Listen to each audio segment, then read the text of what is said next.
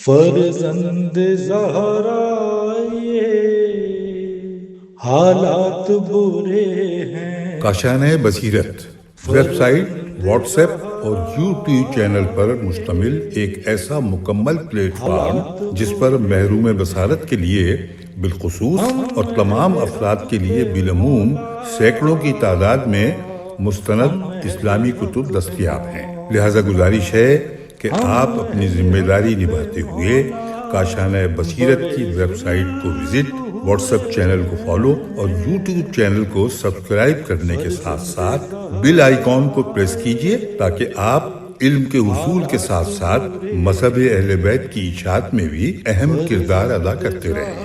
کاشانۂ بصیرت حالات برے ہیں۔ اعوذ باللہ من الشیطان الرجیم، بسم اللہ الرحمن الرحیم۔ السلام علیکم سامعین، کاشانۂ بصیرت کے پلیٹ فارم سے جو میں کتاب آپ کی سماعتوں کی نظر کر رہی ہوں، اس کتاب کا نام ہے خصائص الحسینیہ، یعنی امام حسین علیہ السلام کی مخصوص خصوصیات۔ یہ جلد دوم ہے اور تحریر ہے آیت العظمیٰ الشیخ جعفر سوشتری رحمۃ اللہ علیہ کی، ترجمہ کیا ہے سید محمد حسن رضوی صاحب نے، اور اس کتاب کے میں 15 پارٹ پڑھ چکی ہوں اور 16واں پارٹ پڑھنے جا رہی ہوں، اور میں نے پیج نمبر 190 پر پارٹ نمبر 15 کو اینڈ کیا تھا، اور میں اب پارٹ نمبر 16 اسٹارٹ کر رہی ہوں، وہ اسی پیج سے، پیج نمبر 190 سے، کیونکہ میں 4 خصوصیات جو مولا امام حسین علیہ السلام پر گریہ کی تھی وہ میں پہلے بیان کر چکی ہوں۔ میں 5ویں خصوصیت پہ آتی ہوں، جس کی وجہ سے چلیں پڑھنا شروع کرتے ہیں۔ 5ویں پنجم، حضرت سید الشہداء علیہ السلام نماز میں مصروف تھے کہ ایک عرابی نے ان کے سامنے کھڑے ہو کر عرض کی، لم یخب الان من رجاکا ومن حرک من دون بابک الحلقہ، جس نے تجھ سے امید باندھی اور جس نے تیرے باب کرم کی زنجیر کو ہلایا، وہ کبھی مایوس نہ ہوا۔ اس پر امام علیہ السلام بیت الشرف میں داخل ہوئے اور 4000 دینار اپنے گوشہ ردا میں باندھ کر بطور حیا دروازے کی اوٹ سے سائل کی طرف بڑھا دیے اور معذرت خواہانہ انداز میں یہ اشعار پڑھے۔ اس کا ترجمہ ہے، انہوں نے لکھا ہے کہ دوسرے باب کے اوائل میں ان اشعار کو ترجمے کے ساتھ پیش کیا جا چکا ہے۔ عرابی یہ کیفیت دیکھ کر رونے لگا۔ سید الشہداء علیہ السلام نے فرمایا، استقلت العطا، اے عرابی، کیا یہ عطا تیری نگاہ میں کم ہے؟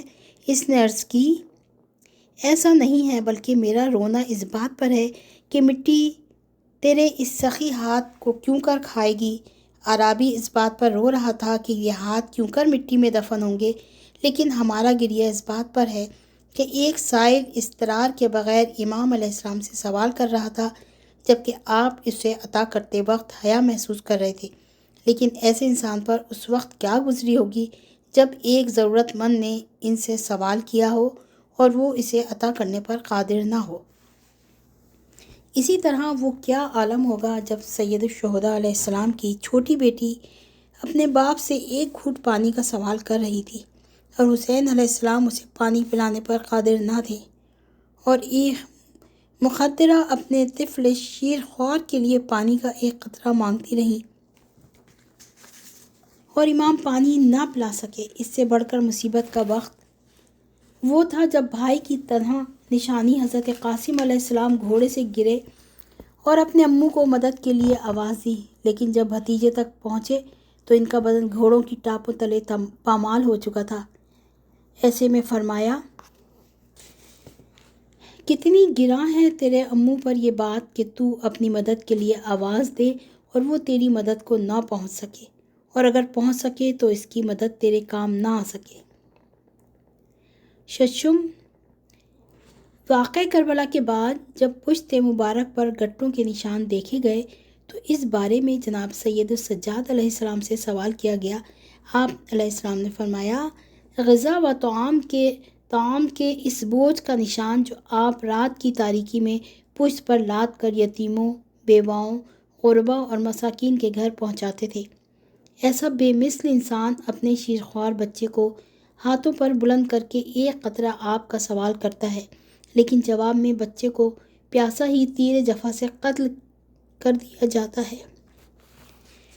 ہفتم، ایک دن امام علیہ السلام کا گزر ایسے مقام سے ہوا جہاں چند مساکین بیٹھے ہوئے کھانا کھا رہے تھے۔ انہوں نے آپ کو کھانے کی دعوت دی، جسے آپ نے قبول کر لیا اور ان کے ساتھ غذا تناول فرمانے لگے۔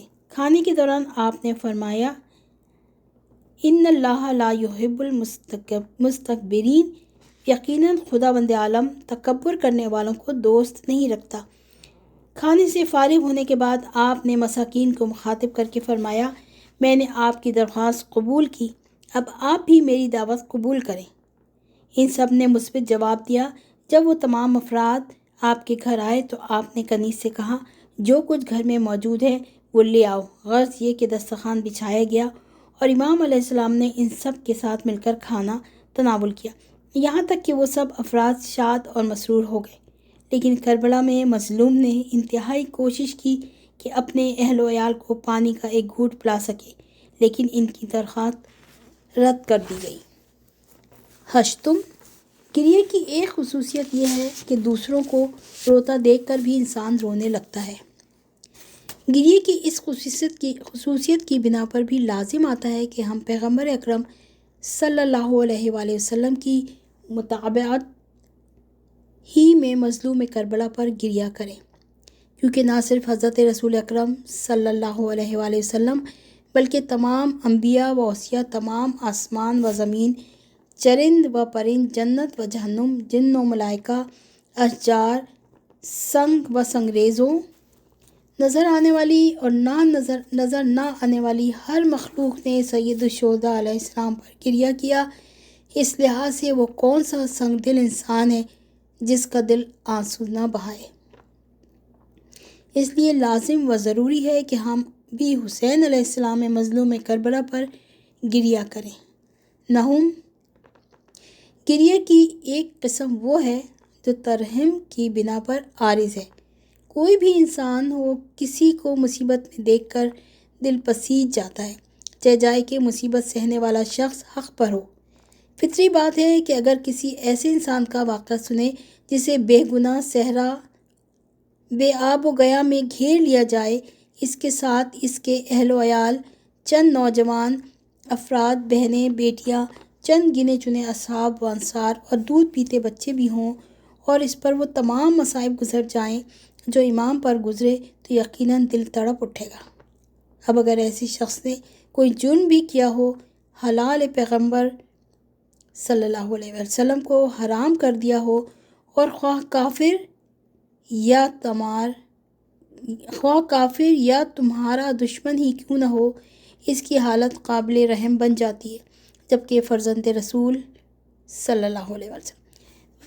فرزند رسول اتمام حجت کی منزل پر پکار رہے تھے، تم کیوں میرے قتل کے در پہ ہو؟ کیا میں نے کسی کو قتل کیا؟ کیا میں نے کسی کے مال پر تصرف کیا؟ کیا میں نے شریعت میں کوئی تبدیلی کی؟ سب نے بیک آواز کہا، نہیں، ایسا نہیں ہے۔ اگر آپ نے ایسا کیا ہوتا تب بھی اس اذیت و آزار کے مستحق نہ تھے۔ اب اگر کسی اور وجہ سے سید الشہداء علیہ السلام پر گریہ نہ آئے تو رحم کی اس خصوصیت کے باعث تو گریہ سے گریز ممکن ہی نہیں، لیکن اس کے بعد بھی اگر کسی کا دل ان پر نہ روئے تو وہ اس قابل نہیں کہ اس پر رحم کیا جائے۔ دہم، ان تمام خصوصیات کو مد نظر رکھتے ہوئے گریہ سے مفر ممکن نہیں۔ جناب سید الشہداء علیہ السلام اور ہمارے درمیان حقیقی پدر و فرزند کا رشتہ ہے۔ ہم ان کے غم و درد میں شریک ہیں۔ انہیں آسمانوں اور زمینوں میں ایک بلند مقام حاصل ہے۔ ہم پر ان کا ہر حق عائد ہے۔ وہ صفات حمیدہ کے مالک ہیں۔ خداوند عالم کی ہر مخلوق نے ان پر گریہ کیا۔ وہ نوع بشر میں سے تھے۔ ان پر بے جرم و گناہ مصائب کے پہاڑ توڑے گئے، تو پھر ان کے مصائب پر غمناک نہ ہو تو گویا یہ وہ فرزند ہے جسے اس کے باپ نے آہ کر دیا ہو۔ وہ نہ صرف بے وفا ہوگا بلکہ اسے اپنے والد کے حقوق اور ان کے مراتب سے واقفیت نہیں۔ ایسا انسان انسانیت کے فطری عواطف سے بے بہرا ہے۔ گریہ کی دوسری قسم وہ ہے جو خارجی اسباب کی بنا پر عارض ہو۔ اس کی بھی مزید کئی قسمیں ہیں۔ نمبر 1، پہلی بات تو یہ ہے کہ ہر حزن و اندوہ کے عارض ہونے کے بنیادی سبب کا تعلق مظلوم کربلا پر گزرنے والے مصائب سے ہے۔ اس موضوع کی تفصیل میں جانے کے لیے بعض بنیادی باتوں کی وضاحت ضروری ہے، جن کا بیان اس مقام پر غیر ضروری ہے۔ نمبر 2، سید الشہداء علیہ السلام پر گریہ مخلوقات کی فطرت میں ودیعت کر دیا گیا ہے۔ یہی وجہ ہے کہ دوست و دشمن سب کسی تفریق کے بغیر حسین مظلوم علیہ السلام پر بے اختیار گریہ کرتے ہیں، کیونکہ جب دشمن اپنی عداوت سے غافل ہوئے تو ان کی آنکھیں بھی ان مصائب پر گریہ ہو جائیں۔ جیسا کہ یزید کی بیوی ہندہ سے روایت ہے کہ جب وہ نصف شب کو بیدار ہوئی تو اس نے دیکھا کہ یزید ایک گوشے میں بیٹھا رو رہا ہے، یا پھر جیسے معاویہ نے امیر المومنین علیہ السلام پر گریہ کیا۔ گریہ کی یہ وہ قسم ہے جس میں یہ کہنا ضروری نہیں کہ فلاں شے پر گریہ کرو۔ اب اگر فرض کر لیا جائے کہ تم امام حسین علیہ السلام کو نہیں پہچانتے اور نہ ہی تمہارے اور ان کے درمیان کوئی قرابت ہے، نہ تم پر ان کے کوئی حقوق عائد ہیں، اور نہ تم ان کی صفات حمیدہ اور جلالت مقام سے آگاہ ہو، اور یہ بھی فرض کر لیا جائے کہ ان پر رونے میں کوئی ثواب بھی نہیں اور نہ ہی کسی کا عمل تمہارے لیے باعث تقلید ہے، تو کیا ان مصائب کے پیش نظر بھی اس وقت بے اختیار آنکھوں سے اشک جاری نہ ہوں گے؟ انسان کی فطرت اسے بے اختیار رونے پر مائل کرتی ہے، حالانکہ انسان کا نفس اور صبر و تلقین کی روش اسے گریہ کرنے سے روکتی ہے۔ جیسا کہ ابن سعد، اخنس بن یزید خولی، جناب فاطمہ بنت الحسن علیہ السلام کے زیورات کو لوٹنے والے شخص نے اور لشکر اعداء نے گریہ کیا، یعنی خود بخود ایسے حالات پیدا ہو گئے جس نے انہیں رونے پر مجبور کیا، حالانکہ یہ وہ لوگ تھے جنہوں نے اپنے نفس کو گریہ سے روک رکھا تھا اور اپنی عداوتوں پر مصر تھے۔ قابل غور بات یہ ہے کہ وہ جس قبیح عمل میں مصروف تھے، اس کے ارتکاب کے ساتھ گریہ کرنا ایک متضاد اور ناممکن امر تھا، باوجود یہ کہ ان کے درمیان زنازادوں اور کفر و نفاق و شقاق کی راہ پر چلنے والوں کی کثیر تعداد موجود تھی، لیکن پھر بھی ان کا گریہ ان کی شقاوت اور خباثت کی نیت پر غالب آیا۔ اب اگر تم تجربہ کرنا چاہو تو کہ نفس کی ممانعت کے باوجود دشمن اپنے مخالف پر کیوں کر کے گریہ کر سکتا ہے، تو تم بھی اپنے نفس کو گریہ سے روکو اور دیکھو کہ تمہاری آنکھیں کس طرح بے اختیار گریہ ہوتی ہیں۔ اس لیے تجربے کے طور پر ہم مظلوم کے بعض مصائب کا ذکر کرتے ہیں اور تم سے رونے کے لیے بھی اصرار نہ کریں گے، بلکہ برعکس کہیں گے کہ اپنے گریے کو ضبط کیے رکھنا، اس وقت محسوس کرنا کہ کیا تم اپنے آپ کو رونے سے روک سکتے ہو۔ اس وقت کو یاد کرو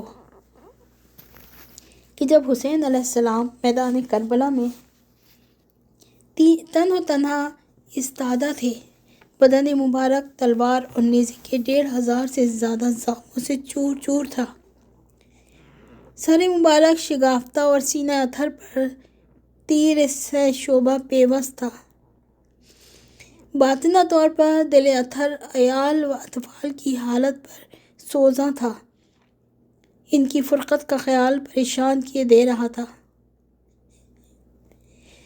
گرمی کی شدت اور پیاس کی سوزش سے کلیجے سے دھواں اٹھ رہا تھا۔ ان حالات میں گلوئے مبارک کو کند خنجر سے کاٹا گیا۔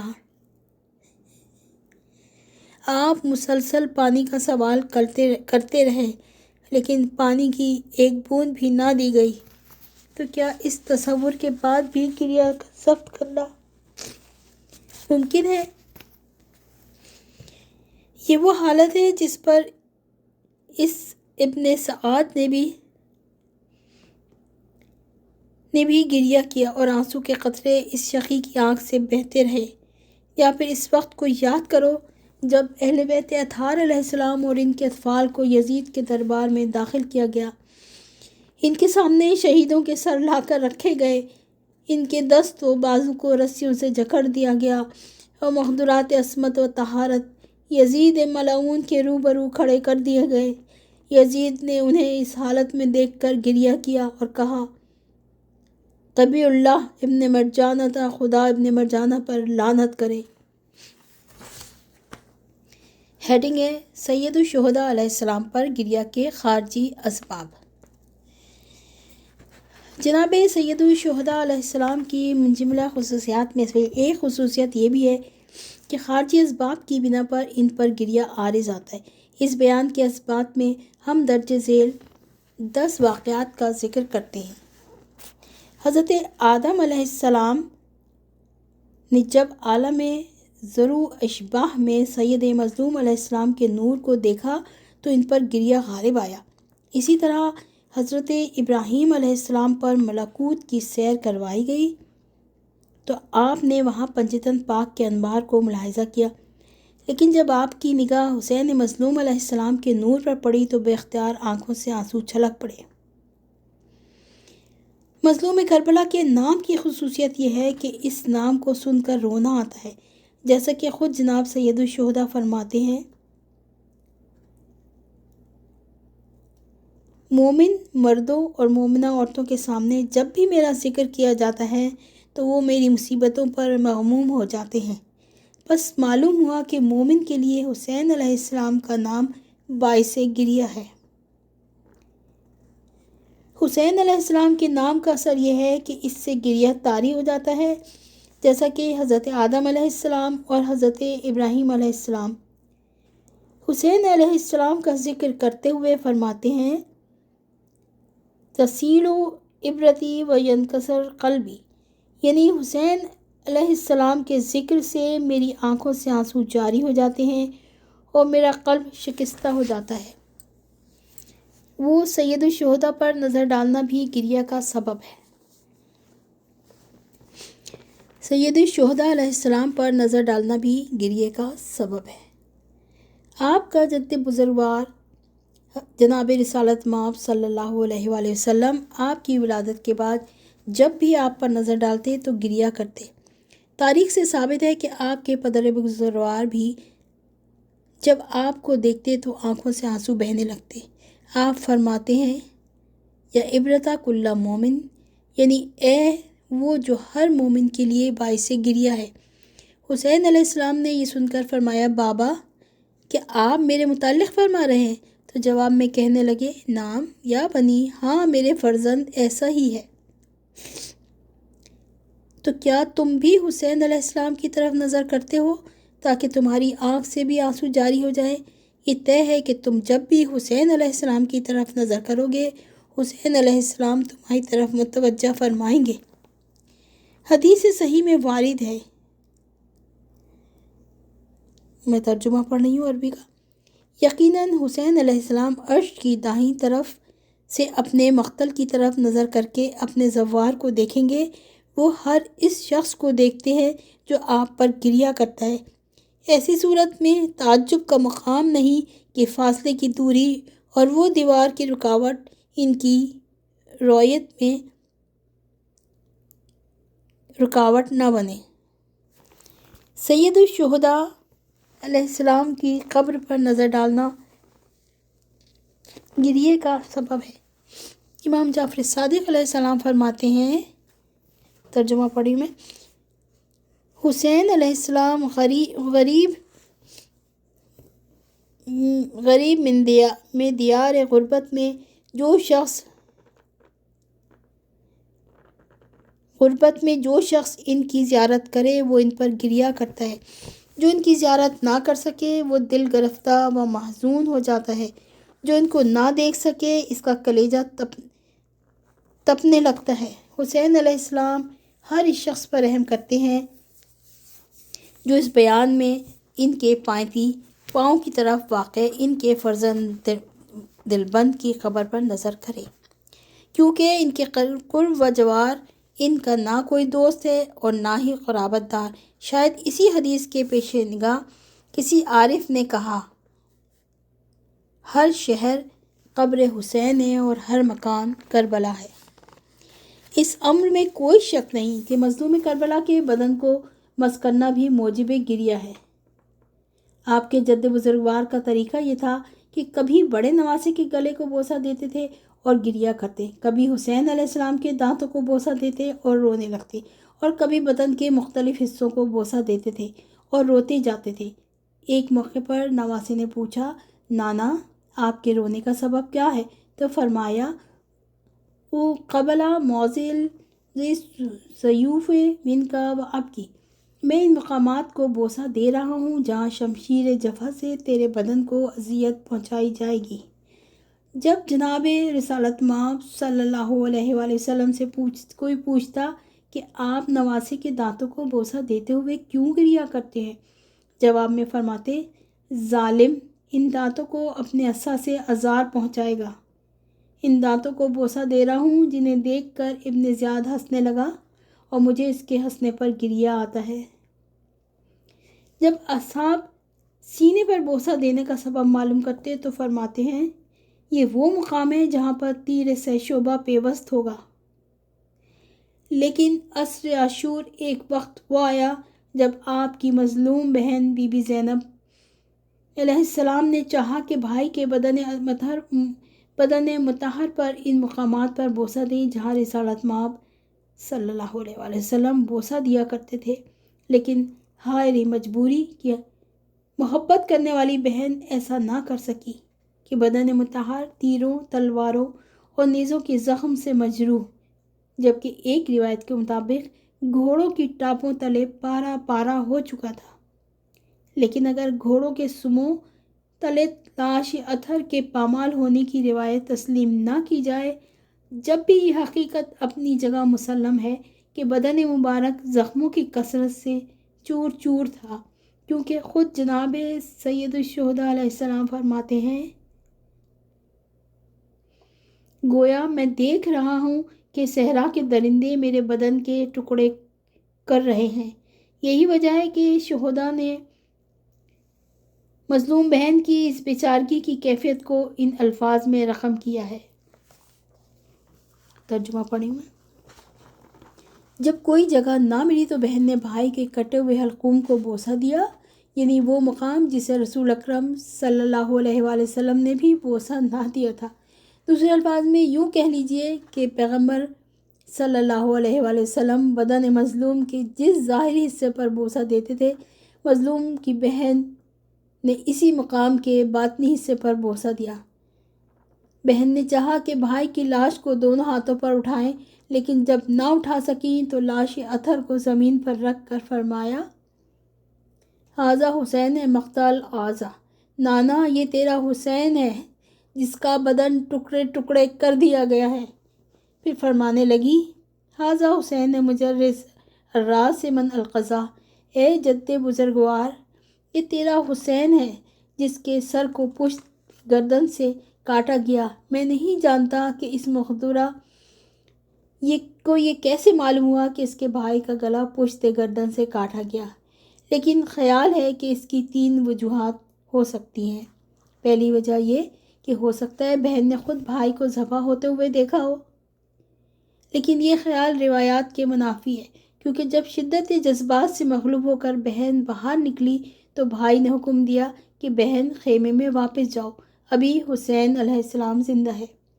دوسری وجہ یہ ہو سکتی ہے کہ بی بی نے ان لوگوں سے سنا ہو جو قتل گاہ میں موجود تھے، یا کسی نے آواز دے کر انہیں اس بابت خبر دی ہو، لیکن یہ بھی بعید از امکان ہے۔ تیسری وجہ یہ ممکن ہے کہ جب بہن نے بھائی کی لاش کو منہ کے بل اریاں پڑے دیکھا تو اس سے اندازہ لگایا ہوگا کہ ان کی گردن قفا سے کاٹی گئی ہے۔ یہی وجہ ہے کہ جب انہوں نے اپنے جد بزرگوار کو آواز دے کر مذکورہ الفاظ میں مخاطب کیا۔ سید الشہداء علیہ السلام کے نام کی ایک اور خصوصیت یہ ہے کہ جس شے کو ان کے نام سے نسبت دی جائے اسی میں ایسی تاثیر پیدا ہو جاتی ہے جو رقت کا سبب بنتی ہے۔ اس ضمن میں حضرت نوح علیہ السلام کے اس واقعے کی طرف اشارہ ہے کہ جب حضرت نوح علیہ السلام کی کشتی تیار ہو گئی تو جبرائیل علیہ السلام کشتی پر نصب کرنے کے لیے چند تختیاں لائے، جن میں سے ہر ایک پر ایک پیغمبر کا نام کندہ تھا۔ اس کے بعد کشتی کے اگلے حصے میں نصب کرنے کے لیے مزید 5 تختیاں لائی گئیں۔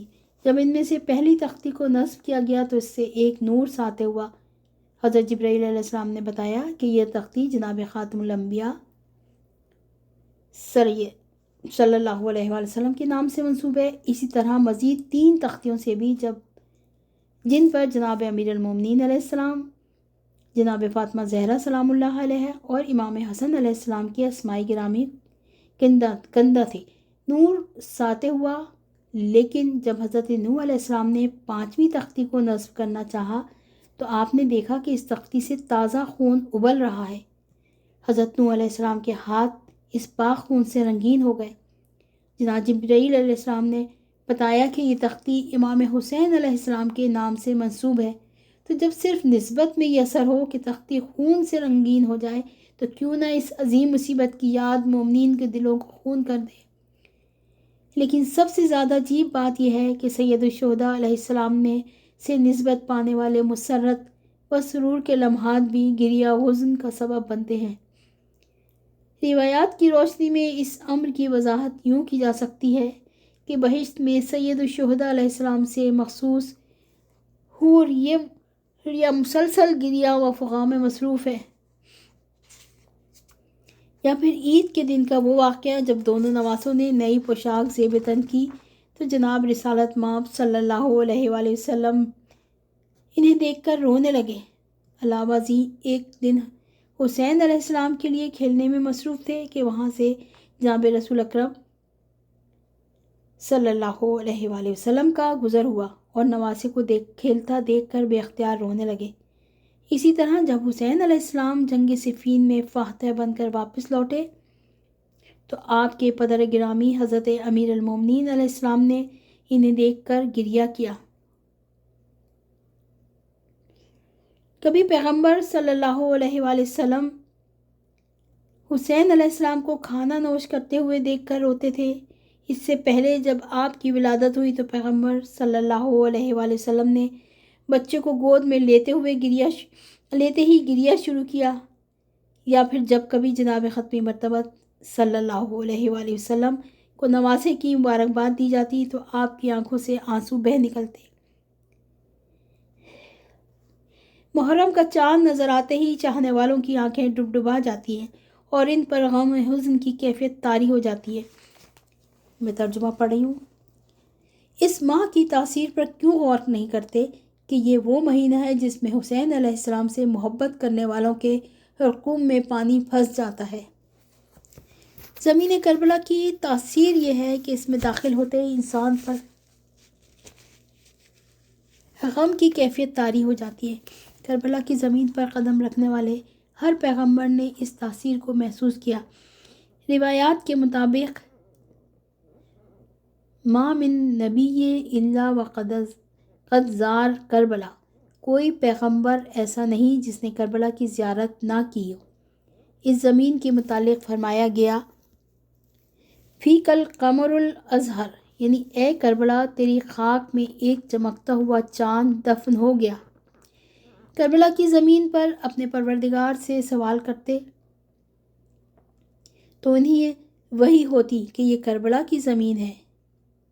اس زمین پر ختم المرسلین صلی اللہ علیہ وآلہ وسلم کا نواسہ حسین علیہ السلام قتل کیا جائے گا۔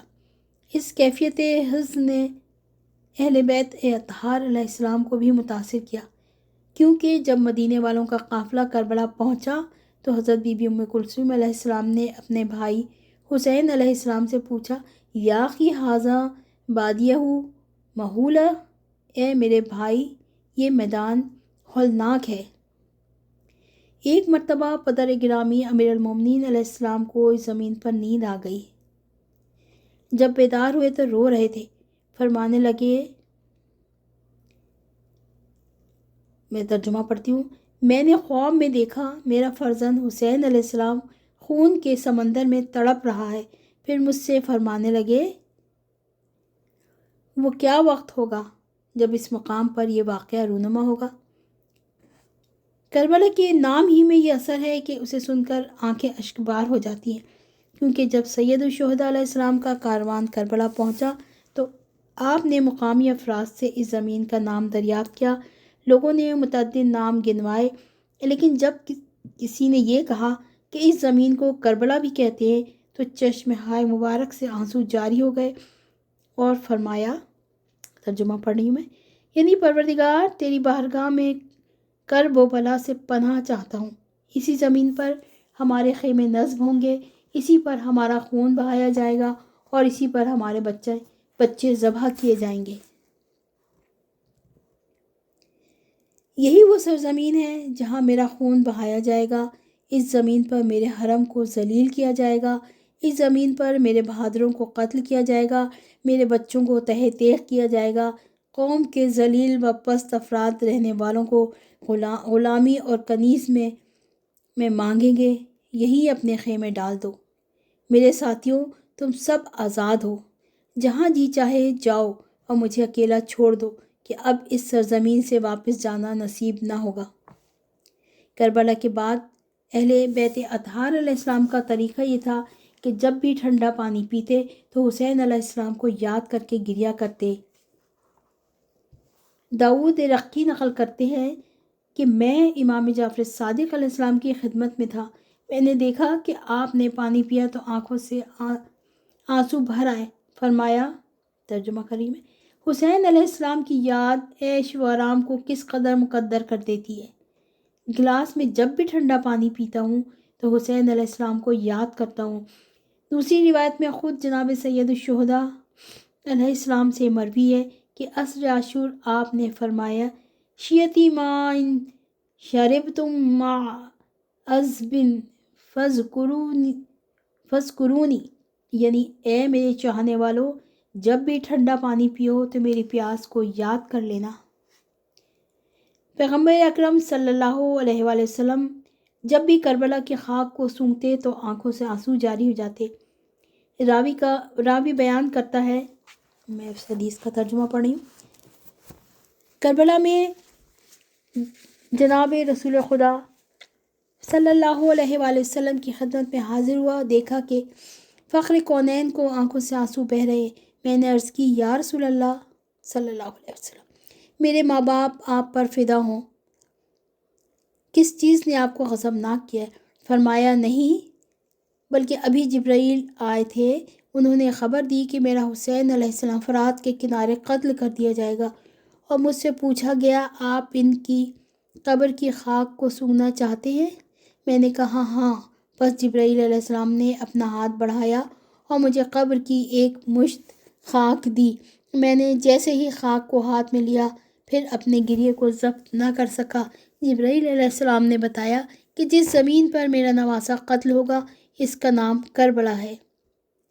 ایک اور مقام پر راوی بیان کرتا ہے، ترجمہ پڑھی میں نے کربلا میں حسین مظلوم علیہ السلام کی قبر کی زیارت کی اور بالائے سر مطہر سے قدرے مٹی اٹھائی جس کا رنگ سرخ تھا، اور جب میں امام رضا علیہ السلام کی خدمت میں حاضر ہوا تو میں نے وہ مٹی ان جناب کو پیش کی۔